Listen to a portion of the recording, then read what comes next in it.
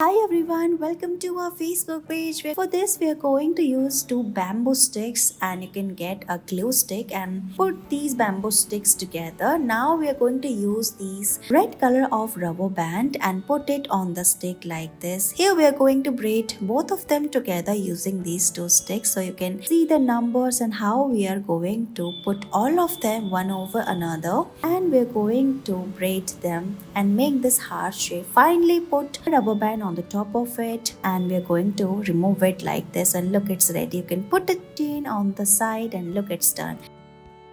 These type of keychains are trendy accessories made from colorful rubber bands braided together in various patterns. Here we are going to use orange and yellow color of rubber band and tie it together and make a knot at the center. Using this technique, we are going to repeat the same process over and over again. We are going to fold all of them and tie a knot, remove the end, and look, it's ready. Finally, you can put your keychain at the end, and look how pretty these are looking. You can try it at your home.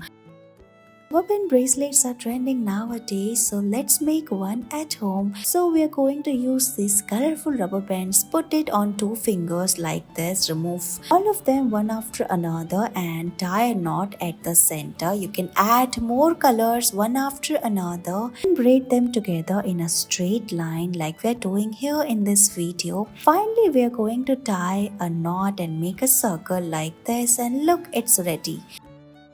Let's make these strawberry shaped keychains using colorful rubber bands and crochet needle. We're going to use this needle for braiding them together. So tie knot on these red color of rubber band, put all of them one after another. After doing this, we're going to use some green rubber bands as well, and using this crochet needle, braid them together. You can add more rubber bands one after another for the strawberry, and look, it's ready. After tying all of them together, give it shape. You can see here you have to hold it from the sides and pull it tightly like this, and add on more rubber bands one after another.